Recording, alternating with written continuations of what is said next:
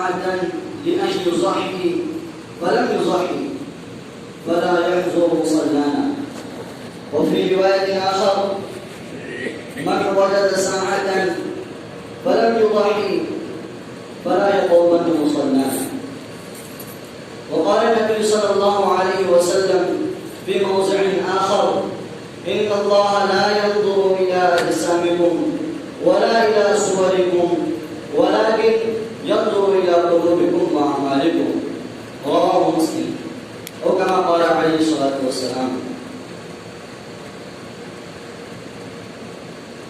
میرے عزیز ساتھیوں، اللہ تبارک و تعالیٰ کا ہم جتنا احسان مانیں، جتنا اللہ رب العزت کی نعمتوں کا شکر گزاری ہم بجا کر لے کر آئیں، اتنا ہی کم ہے.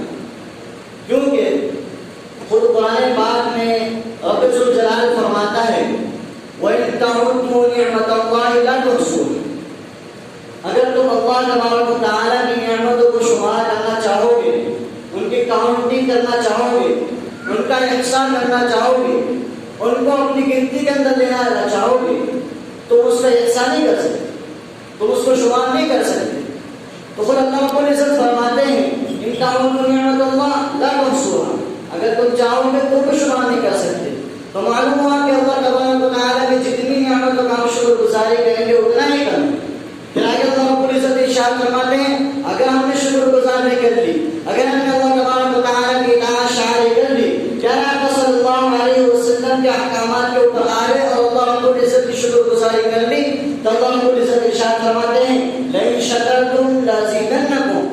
اگر تم ہماری شکر گزاری بجا لاؤ گے، اگر تم ہماری اطاعت شاعری کرو گے، اگر تم ہمارا شکر بجا لاؤ گے، لازیدنکم، ہم تمہاری نعمتوں کے اندر دوبارہ فرما دیں گے، ہم تمہاری نعمتوں کے اندر اضافہ فرما دیں گے.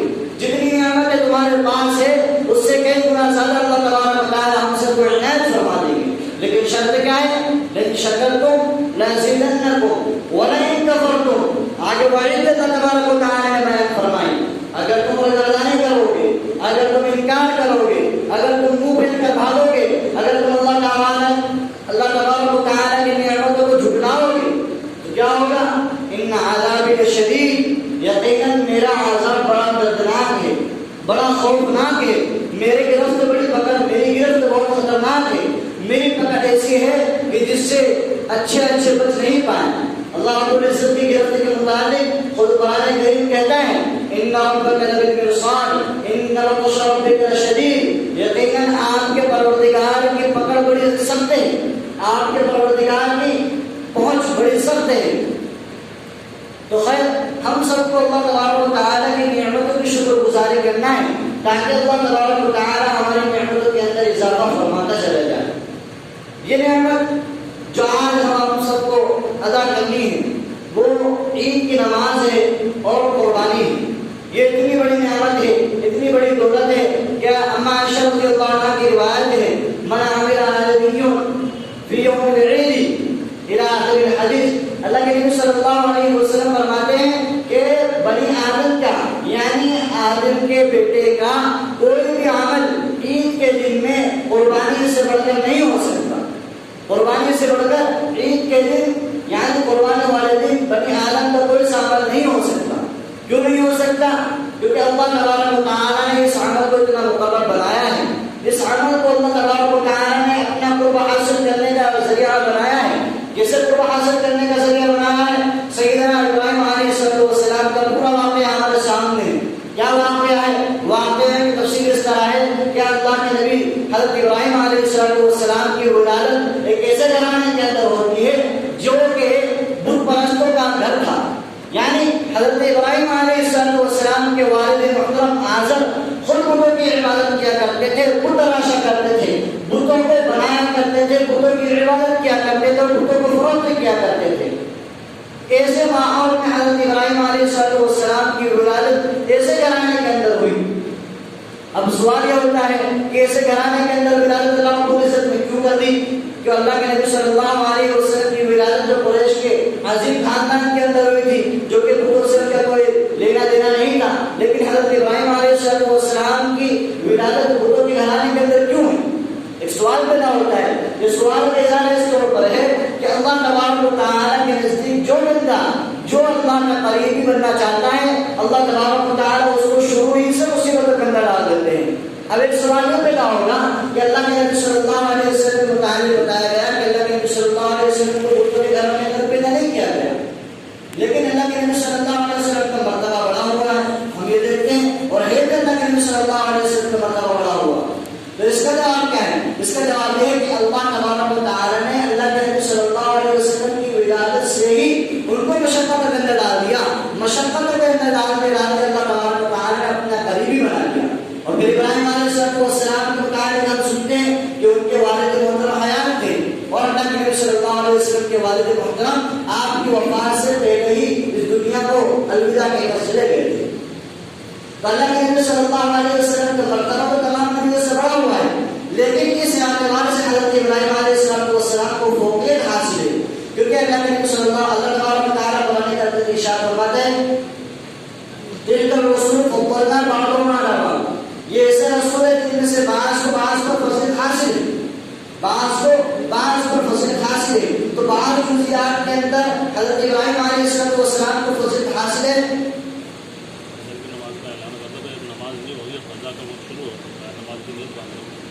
اب جو حضرات حضرت کی نماز ادا کر رہے ہیں ان سے گزارش ہے کہ یہ وقت مقروع وقت ہے، اس کے اندر نماز کی ادائیگی نہیں ہوگی، اس لیے آپ اشراق کے بارے میں عید کی نماز ہو جانے کے بعد اس کی ادائیگی کریں، کیونکہ عید کی نماز سے پہلے بھی ہر اشراق کا وقت شروع ہو جائے، عید کی نماز سے پہلے بھی کوئی نماز نہیں ہوگی. اس لیے عید کی نماز کے بعد تمام کی تمام نمازوں کو ہم ادا کریں. اس لیے جو کہ حضرات نماز پڑھ رہے ہیں ان سے گزارش ہے کہ روک جائیں. خیر، حضرت ابراہیم علیہ السلام کو اللہ تبارک و تعالیٰ نے جن جزیات کے اندر فوقیت بخشی، باقی تمام کے تمام اللہ کے نبی صلی اللہ علیہ وسلم کی جزیات اللہ کے نبی صلی اللہ علیہ وسلم ہر چیز میں بڑھائے، لیکن حضرت ابراہیم علیہ السلام کو کیسے فضیلت حاصل ہے؟ شروع سے ان کو ابتدائی سے ایسے گھرانے کے اندر ولادت ہوئی جو کہ بتوں کا اڈا تھا. اب بتوں کا اڈا تھا تو اللہ تبارک و تعالیٰ نے ان کو اپنا قریبی بنانا تھا، ان کو اپنا خلیل بنانا تھا، ان کے ذریعے توحید کا پیغام امت کے اندر پہنچانا تھا. پہلے شخص، پہلا وہ انسان جو کہ توحید کا پیغام صحیح طریقے سے لے کر اٹھا، وہ پہلا شخص حضرت ابراہیم علیہ السلام کی ذات بابرکت تھی. حضرت ابراہیم علیہ السلام شرح و بسط کے ساتھ تمام کے تمام تفصیلات کے ساتھ توحید کی جتنی بھی نشانیاں تھی تمام کو کھول کھول کر امت کے سامنے بیان کرتے، اور حضرت ابراہیم علیہ السلام امت کے اندر سب سے پہلے توحید کا پرچم لہرانے والے بنے. اللہ تبارک و تعالیٰ نے حضرت ابراہیم علیہ السلام کو ایسے گھرانے کے اندر ولادت بخشی. پھر حضرت ابراہیم علیہ السلام کو جب شعور ہوا کہ میرے والد محترم کیسے عبادت کرتے ہیں، کن چیزوں کو پجاری ہے، کن چیزوں کو پوجتے ہیں، کن چیزوں کی پرستش کرتے ہیں، جن چیزوں کے پیچھے پڑے ہوئے ہیں، تو انہوں نے غور و فکر کیا اور اپنے والد محترم کو فرمایا یا ابتی لا تعبدوا الشیطان، اے میرے پیارے ابو آپ شیطان کی پرستش نہ کیجیے. ان الشیطان کان للرحمن عصیا، یقیناً شیطان تو رحمان کا یعنی خداوند قدوس کا حق کا باغی ہے. یعنی شیطان تو ازل ہی سے اللہ تبارک و تعالیٰ سے عہد کر کر آیا ہے کہ میں تو آپ کی امت کو، میں تو آپ کے بندوں کو، آپ کے ماننے والوں کو آپ کے راستے سے بھٹکاؤں گا. تو وہ تو شیطان تو آپ کو راستے سے بھٹکائے گا، لیکن آپ ایسے نہ ہوئے کہ آپ شیطان کی پرستش کیجیے. اب ایک سوال بتاؤں گا کہ حضرت آزر تو یعنی حضرت ابراہیم علیہ السلام کے والد محترم آزر وہ تو بتوں کی پرستش کرتے تھے، تو قرآن کریم کیوں کہتا ہے یا ابتی لا تعبدوا الشیطان، اے میرے پیارے ابو شیطان کی پرستش نہ کیجیے؟ یہ سوال پیدا ہوتا ہے. تو سوال کا جواب اس طور پر ہے کہ شیطان ہی نے تو بتوں کی ایجاد کروائی. حضرت آدم علیہ السلام کے بعد جب کچھ زمانہ گزر گیا تو ایسے کچھ افراد پیدا ہوتے تھے جو کہ اللہ تبارک و تعالیٰ کی عبادت کے اندر منہمک رہتے تھے. پھر نوح علیہ السلام کے کچھ زمانے کے قریب شیطان نے لوگوں کو اس بات پر ابھارا کہ تم اپنے آبا و اجداد کو یعنی اپنے پرانے اللہ والوں کو کس طور پر یاد کرو گے. یاد کرنے کے لیے اس نے پہلے تو مجسمے بنوائے، پہلے تو اس نے تصاویر بنوائی. تصویروں کا صورت یہاں سے حاصل ہوتا ہے کہ تصویر کشی جائز نہیں ہے، کہ شیطان نے اس چیز کا آغاز کیا ہے. تو خیر شیطان نے ان لوگوں کو یعنی نوح علیہ السلام سے پہلے کے لوگوں کو اس چیز پر ابھارا کہ تم اپنے پرانے آبا و اجداد کو اس طور پر یاد کرو کہ ان کی تم تصویریں بناؤ. اب دھیرے دھیرے تصویروں کی عبادت، تصویروں کو دیکھ دیکھ کر اللہ رب العزت کو حاصل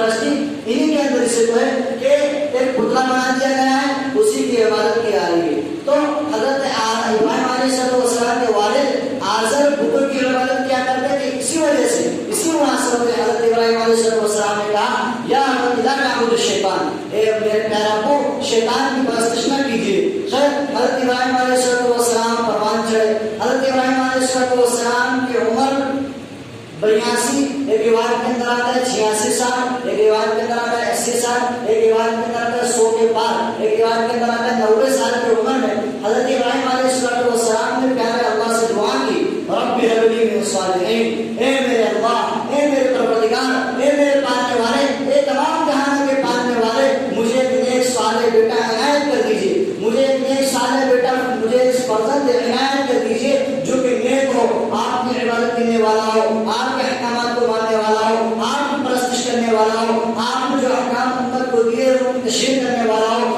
غرض آپ کے تمام احکامات پر عمل پیرا ہونے والا ہو. تو حضرت ابراہیم علیہ السلام نے دعا کی رب هب لي من الصالحین. اب ایک بات سمجھ میں آتی ہے کہ جس کسی کے یہاں پر اولاد نہیں ہوتی، ایک مسئلہ یہ سمجھ میں آتا ہے کہ جس کسی کے یہاں اولاد نہیں ہو تو اس کو ایک دعا کرنا چاہیے رب هب لي من الصالحین، اے اللہ مجھے ایک نیک صالح بیٹا عنایت کر دیجیے، نیک صالح بیٹا عنایت کر دیجیے. تو اللہ تبارک و تعالیٰ انشاءاللہ اس دعا کی برکت سے اس کو اللہ تبارک و تعالیٰ عنایت کر دے گا. کیونکہ حضرت ابراہیم علیہ السلام بوڑھے ہو چکے تھے، ایک دم آخر ازل عمر کو پہنچ گئے تھے. اس وقت اللہ تبارک و تعالیٰ نے حضرت اسماعیل علیہ السلام کی بشارت دی رب هب لي من الصالحین. آگے قرآن کریم ارشاد فرماتا ہے فبشرناہ بغلام حلیم، ہم نے ان کے بردبار لڑکی کی، ایک اللہ رب العزت کے احکامات پر صعوبت برداشت کرنے والے لڑکی کی بشارت دی. اب ایک بات سمجھ میں آتی ہے کہ حضرت ابراہیم علیہ السلام تو تھے ہی بردبار، ان کے بیٹے بھی بردبار تھے. ان کے بیٹے کس طور پر بردبار تھے، ان کی اطاعت شانی کس طور پر بجا ہوئی کہ اللہ تبارک و تعالیٰ نے حضرت ابراہیم علیہ السلام کو خواب دکھایا. خواب دکھایا، اس خواب کے اندر اللہ تبارک و تعالیٰ نے حضرت ابراہیم علیہ السلام کو دکھایا کہ وہ اپنے بیٹے کو ذبح کر رہے ہیں، وہ اپنے بیٹے کو ذبح کر رہے ہیں. یہ 7ویں ذی الحجہ کو یہ خواب آیا. 7ویں ذی الحجہ کو حضرت ابراہیم علیہ السلام نے اس خواب کو دیکھا، کسی سے اس کا تذکرہ نہیں کیا، لیکن پورے دن کے اندر تشویش میں پڑے رہے. پھر آئندہ اگلے دن پھر حضرت ابراہیم علیہ السلام کسی طریقے سے خواب آیا. اس دن کو 8ویں ذی الحجہ کہا جاتا ہے. 8ویں ذی الحجہ کو کیا کہا جاتا ہے عربی میں؟ یوم الترویہ. یوم الترویہ یعنی شک میں پڑ جانے والا، شک میں ڈالنے والا دن. حضرت ابراہیم علیہ السلام کو جب دوسری مرتبہ یہ خواب آیا تو حضرت ابراہیم علیہ السلام اچھل میں پڑ گئے. کیا بات ہے، یہ شیطان کی طرف سے تو نہیں ہے. اگر شیطان کی طرف سے ہوتا تو ایک مرتبہ آگے یہ خواب چلے جاتا، لیکن دوسری مرتبہ بھی اللہ رب العزت کی جانب سے ہو سکتا ہے. تو یہ پورا دن شک کے اندر پڑے رہے. پھر تیسری مرتبہ جب اللہ تبارک و تعالیٰ نے اس خواب کا اطلاع حضرت ابراہیم علیہ السلام پر فرمایا، تیسری مرتبہ یہ تیسری تاریخ 9ویں ذی الحجہ تھی. 9ویں ذی الحجہ کو عربی کے اندر کہتے ہیں یوم عرفہ. یوم عرفہ یعنی علم و عرفان والا دن، یعنی معرفت حاصل کر لینے والا دن، اللہ رب العزت کی پابندیوں کو جان لینے والا دن، علم کا حاصل کر لینے والا دن. کہ جب تیسری مرتبہ حضرت ابراہیم علیہ السلام کو یہ خواب آیا تو حضرت ابراہیم علیہ السلام کے دماغ کے اندر یہ بات پیوست ہو گئی، دل کے اندر یہ بات پیوست ہو گئی کہ یہ پروردگار عالم ہی کی جانب سے ارتقا کی ہوئی بات ہے. اب مجھے اپنے بیٹے کو اللہ کی راہ کے اندر قربان کرنا ہے. اب جب یہ واقعہ سارا کا سارا انہوں نے اپنے پیارے بیٹے سے فرمایا، وہ اس کا واقعہ قرآن کریم ارشاد فرماتا ہے فلما بلغ معه السعي قال يا بني اني ارى في المنام اني اذبحك فانظر ماذا ترى. کہ جب حضرت ابراہیم اسماعیل علیہ السلام کچھ بڑے ہوئے تو دوڑنے کو لگے. پھر حضرت ابراہیم علیہ السلام نے ان سے فرمایا یا بني انی ارى في المنام، میں نے دیکھا ہے کہ تم کو میں خواب میں ذبح کرنا ہوں. فانظر ماذا ترى، تمہاری کیا رائے ہے، تمہاری کیا رائے ہے. حالانکہ اللہ رب العزت کے احکام کے آ جانے کے بعد کسی کی رائے کی کوئی ضرورت نہیں ہوتی، لیکن پھر بھی اپنے بیٹے کا امتحان لینے کے لیے، اپنے بیٹے کے اللہ رب العزت کی اطاعت شرع دیکھنے کے لیے، اپنے بیٹے کے بردبار دیکھنے کے لیے اللہ تبارک و تعالیٰ نے حضرت ابراہیم علیہ السلام کے اوپر ایک بات ڈالی کہ اپنے بیٹے سے پوچھو کہ اس کی کیا رائے ہے، وہ بھی اللہ کی راہ کے اندر قربان ہونا چاہتا ہے یا نہیں ہونا چاہتا ہے. پھر حضرت ابراہیم علیہ السلام نے پوچھا فانظر ماذا ترى. حضرت اسماعیل علیہ السلام نے جواب دیا یا ابتی افعل ما تؤمر، جو آپ کو حکم دیا جاتا ہے آپ تو کر اللہ تبارک و تعالیٰ نے آپ کو حکم دیا ہے کہ آپ مجھے ذبح کریں، آپ مجھے ذبح کر دیجیے، ستجدونی انشاءاللہ من الصابرین، ان قریب یقیناً آپ مجھ کو صبر کرنے والوں میں سے پائیں گے۔ حضرت اسماعیل علیہ السلام اپنے آپ کو کہہ رہے ہیں کہ آپ مجھے صبر کرنے والوں میں سے پائیں گے، یعنی میں صبر کروں گا، میں بردباری سے کام لوں گا۔ اس سے بات معلوم ہوتی ہے کہ حضرت ابراہیم علیہ السلام کے فرزند حضرت اسماعیل علیہ السلام بردبار تھے، جو قرآن کریم کی آیت کریمہ میں نے آپ حضرت کے سامنے پڑھی تھی، فبشرناہ بغلام حلیم، ایک بردبار بیٹے کی بشارت دی۔ تو معلوم ہوا کہ حضرت ابراہیم علیہ السلام کے فرزند ارجمند حضرت اسماعیل علیہ السلام بھی بردبار تھے۔ انہیں کی یادگار میں ہم سب قربانی کرتے ہیں۔ قربانی کیسے قربانی کرتے ہیں؟ اب چند مسائل ہے کہ حضرت اسماعیل علیہ السلام کے اوپر اللہ تبارک و تعالیٰ کے حکم سے حضرت سیدنا ابراہیم علیہ السلام نے چھری چلائی تھی۔ چھری چلانے کے بعد اللہ تبارک و تعالیٰ نے ان کو ذبح عظیم کے ذریعے بچا لیا۔ وہ کیا ہے قرآن کریم کے اندر؟ وَفَدَيْنَاهُ بِذِبْحٍ عَظِيمٍ، ہم نے اسماعیل کو ذبح عظیم کے ذریعے یعنی ایک بڑے قربانی کے عوض میں بچا لیا۔ بڑے قربانی سے مراد علماء کرام فرماتے ہیں کہ ابراہیم علیہ السلام کی نسل میں یعنی حضرت ابراہیم علیہ السلام کے بعد میں پیدا ہونے والے تمام بھی لوگوں کے لیے اللہ تبارک و تعالیٰ نے قربانی کو جاری فرما دیا۔ ایک مطلب یہ بیان فرماتے ہیں، اور ایک دوسرا ذبح عظیم سے مطلب مفسرین کرام فرماتے ہیں کہ اللہ تبارک و تعالیٰ نے جنت سے ایک بچڑا اتارا اور بچڑا حضرت اسماعیل علیہ السلام کے عوض میں آ گیا اور حضرت اسماعیل علیہ السلام کی جگہ پر اس کی گردن پر چھری چلی۔ حضرت ابراہیم علیہ السلام نے اپنی آنکھوں پر پٹی باندھ کر اپنے پیارے اپنے جگہ کی آنکھوں پر پٹی باندھ کر اس کو ذبح کر دیا۔ پھر آسمان و زمین سارے کا سارا حیرت کے اندر پڑ گیا کہ کیا ہو رہا ہے۔ حضرت ابراہیم علیہ السلام کہنے لگے اللہ اکبر، تو نیچے سے حضرت اسماعیل علیہ السلام کہنے لگے لا الہ الا اللہ واللہ اکبر، ملائکہ کہنے لگے اللہ اکبر وللہ الحمد۔ یہ تمام کے تمام جو مجموعہ ہے اس کو تشریق سے تعبیر کیا جاتا ہے، یعنی حضرت ابراہیم، حضرت اسماعیل، حضرات ملائکہ علیہ السلام کے یہ مجموعے کا نام تکبیر تشریق جو آج سے کل سے ہم پڑھے آ رہے ہیں، 9ویں ذی الحجہ سے لے کر 13ویں ذی الحجہ تک انشاءاللہ ہم اس کو ہر نماز کے بعد پڑھتے چلے آئیں گے۔ تو معلوم ہوا کہ حضرت ابراہیم علیہ السلام کے حضرت اسماعیل علیہ السلام کی گردن پر چھری چلا دینے کی وجہ سے اللہ تبارک و تعالیٰ نے اس امت کے اوپر قربانی کو واجب فرمایا۔